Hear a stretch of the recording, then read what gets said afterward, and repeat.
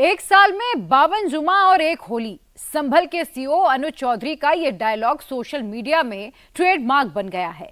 अनुज चौधरी के खिलाफ नेता, मौलाना, कट्टरपंथी सबके सब उतर आए हैं, तो उनके सपोर्ट में भी संभल का हर एक हिंदू खड़ा है। अनुज चौधरी का सपोर्ट योगी आदित्यनाथ ने भी कर दिया।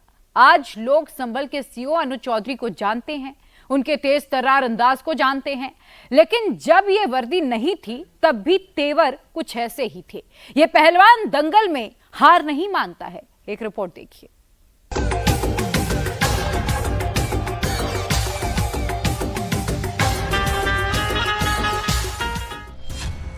टाइगर राजा अनुज चौधरी को संभल की आन बान शान बता रहे हैं।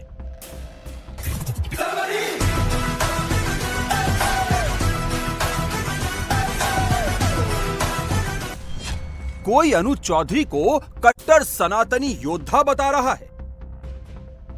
शिव की पूजा करियो रे, मृत्यु से ना डरियो रे, शिव का जो वरदान मिले। कोई अनुज चौधरी की हनुमान भक्ति की तस्वीरों को शेयर कर रहा है। तूने मुझे बुलाया शेरा वालिए, मैं आया शेरा वालिए। जो धर्मो रक्षति रक्षति की बात कह रहा है, वो भी अनुज चौधरी का ही वीडियो दिखा रहा है।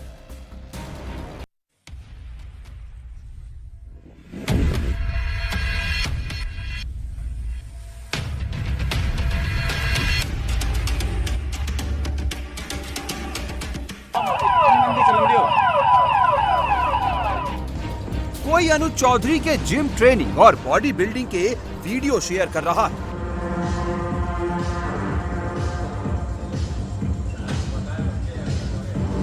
अनुज चौधरी वैसे तो संभल के सीईओ हैं, लेकिन उनकी इमेज सनातनी योद्धा वाली बनाई जा रही है।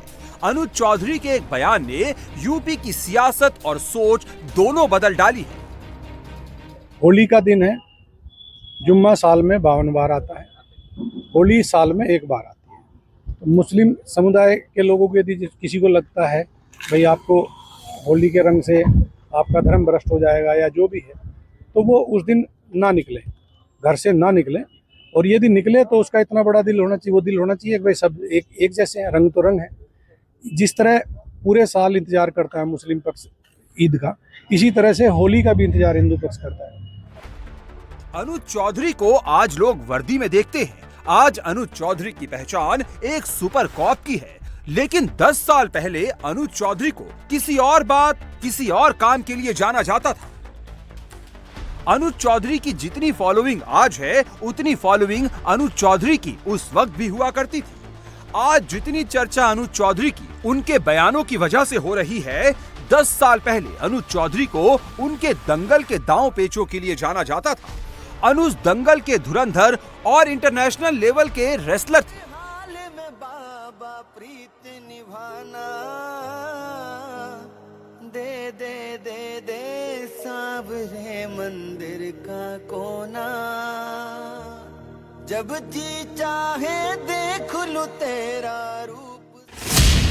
5 अगस्त 1980 को अनुज चौधरी का जन्म यूपी के मुजफ्फरनगर के बेहड़ी गांव में हुआ था। जाट परिवार में पैदा हुए अनुज चौधरी के परिवार का किसानी ही पेशा था, लेकिन अनुज चौधरी ने खेती किसानी से अलग लाइन चुनी। पहले इंटरनेशनल रेसलर और फिर यूपी पुलिस में डिप्टी एसपी बने। अनुज चौधरी इंटरनेशनल पहलवान है, ये बात सब जानते हैं, लेकिन अनुज चौधरी पहलवान कैसे बने, इसकी कहानी भी बहुत दिलचस्प है। छोटे छोटे सपने हो, सपने वो अपने हो, तो यारो क्या बात है। अनुज चौधरी के दादा को कुश्ती का बड़ा शौक था। अनुज ने जब से होश संभाला तब से अपने दादा को कुश्ती करते हुए देखा। अनुज के दादा भी दंगल में नाम कमाना चाहते थे, लेकिन उनका सपना पूरा नहीं हो सका। दादा का जो सपना अधूरा रह गया था, दादा ने उसे अपने पोते से पूरा करवाया। छोटी उम्र में ही दादा ने अनुज चौधरी को कुश्ती के दांव पेच सिखाने की शुरुआत की। बचपन से ही दादा अनुज चौधरी को गांव में कुश्ती के लिए लेकर जाते थे और जब अनुज ने छोटी उम्र में ही दांव पेच से पहलवानों को धराशायी किया तो दादा ने अनुज चौधरी को पहलवान बनाने का ही निश्चय कर लिया। इसके बाद दादा ने गुरु हनुमान अखाड़े में भेजा और 10 साल की उम्र में अनुज चौधरी ने अपना पहला गोल्ड जीता। अनुज चौधरी ने 1990 में पहला मेडल कर्नाटक में नेशनल रूरल गेम्स में जीता। अनुज चौधरी ने अपने दादा के शौक को अपना जुनून बनाया और अपने दादा का सपना पूरा किया। अनुज चौधरी की शुरुआत रूरल गेम से हुई और वो इंटरनेशनल लेवल तक पहुंचे। अनुज चौधरी ने अपने दमदार करियर में 52 से ज्यादा इंटरनेशनल लेवल के टूर्नामेंट में हिस्सा लिया और नेशनल से लेकर इंटरनेशनल लेवल तक मेडल जीते, ओलंपिक में भी गए। अनुज चौधरी साल 1997 से 2014 तक कुश्ती में नेशनल चैंपियन रहे। कनाडा, ऑस्ट्रेलिया, साउथ अफ्रीका में कॉमनवेल्थ गेम्स में 3 बार गोल्ड मेडल जीता। अनुज चौधरी ने नेशनल गेम्स में 2 बार सिल्वर मेडल जीता, पहली बार 2002 और दूसरी बार 2010 में। 2010 के नई दिल्ली राष्ट्रमंडल खेलों में अनुज चौधरी ने देश को सिल्वर मेडल दिलाया। अनुज चौधरी ने 2004 में एथेंस ओलंपिक में भारत का प्रतिनिधित्व किया था। अगर इंटरनेशनल लेवल के मेडल की बात करें तो अनुज चौधरी के पास 2 ब्रॉन्ज मेडल हैं। पहला मेडल 2005 में चीन के वुहान में मिला और दूसरा 2009 में थाईलैंड के पटाया में।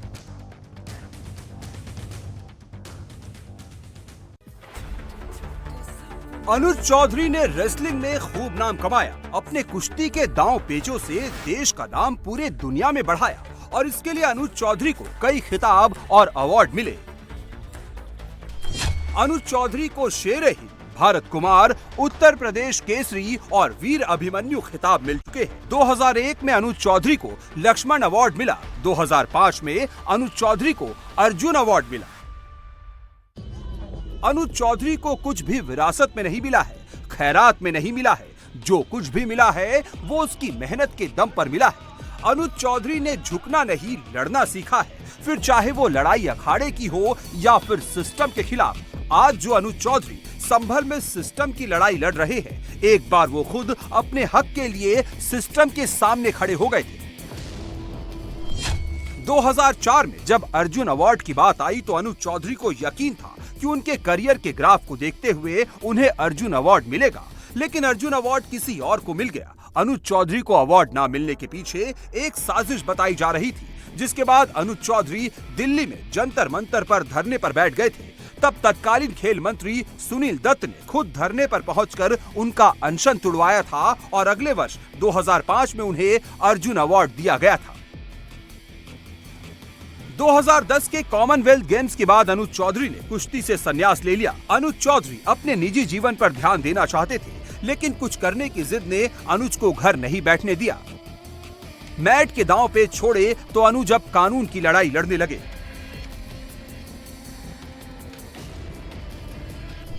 स्पोर्ट्स कोटे से 31 अक्टूबर 2012 को अनुज चौधरी ने यूपी पुलिस फोर्स को ज्वाइन किया।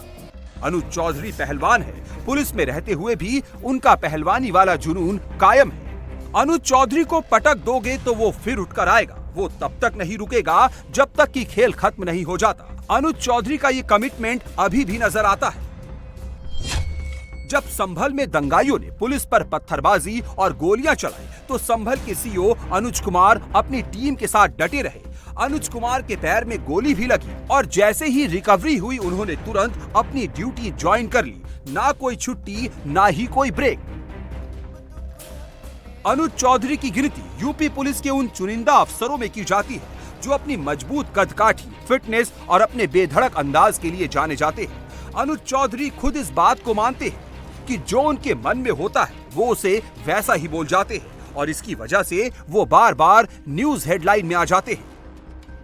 जब संभल हिंसा के वक्त अनुज चौधरी से पुलिस के गोली चलाने पर सवाल किया गया था तो उन्होंने एक पहलवान वाले अक्खड़ अंदाज में ही जवाब दिया था, हम मरने के लिए पुलिस में भर्ती नहीं हुए हैं। और यही अंदाज उनका संभल में पीस कमेटी की मीटिंग में भी दिखा, जब वो होली और जुमे की नमाज को लेकर संभल में बैठक कर रहे थे।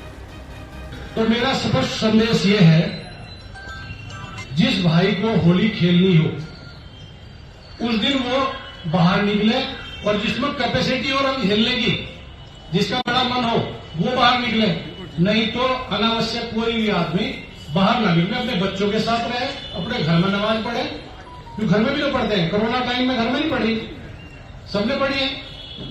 और जब मूर्ति में भगवान नहीं है तो घर में भी तो मूर्ति थोड़ा ही है, घर में भी तो नमाज पढ़ सकते हो। जब सब जगह भगवान और अल्लाह सब जगह है, हर स्थान पे, तो आप घर में नमाज पढ़ लो। अपने ऐसे ही बयानों के कारण अनुज चौधरी उन सियासी पार्टियों के निशाने पर आ जाते हैं जिन्हें वोट बैंक की पॉलिटिक्स पर भरोसा है। देखिए, अनूप चौधरी ने तो दंगा ही कराया था। अनूप चौधरी कह रहे थे गोली चलाओ गोली चलाओ, देखा सबने कि नहीं देखा? सबने देखा है। वही सीईओ थे जो हुआ था, तो वो उनसे क्या उम्मीद करोगे? कोई ठीक बात करें?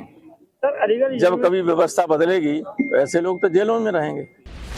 अनुज चौधरी के फैन उन्हें रियल दबंग या रियल सिंघम बुलाते हैं, और ऐसा इसलिए कहा जाता है क्योंकि यूपी में जहां जहां क्राइम आउट ऑफ कंट्रोल हो जाता है, जब माफिया अपनी हद पार करने लगते हैं, वहां वहां अनुज चौधरी की पोस्टिंग की जाती है।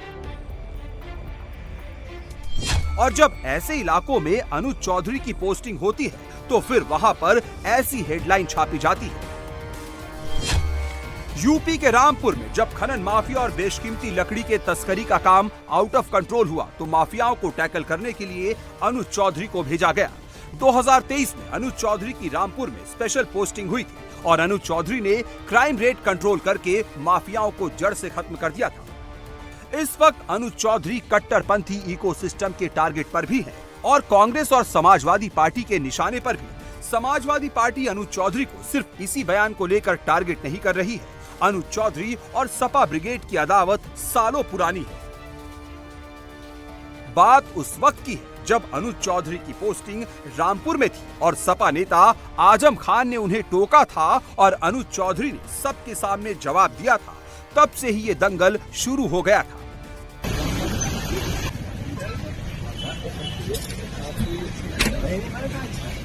भाई आप भी माशाल्लाह क्या मुस्कुराते हैं, आपसे सीखा है, आपसे सीख लिया हमने भी।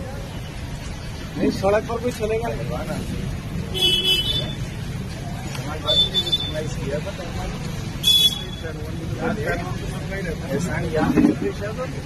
एहसान तो हवा एक नहीं रहेगी, हवा एक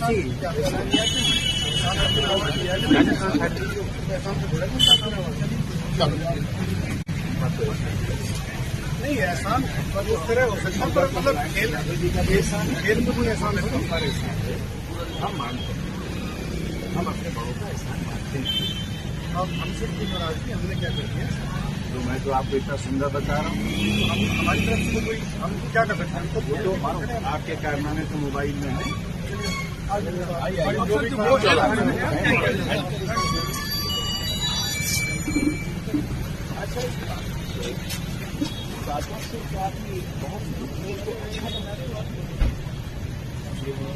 यह सरकार की इमेज को बहुत अच्छा बना।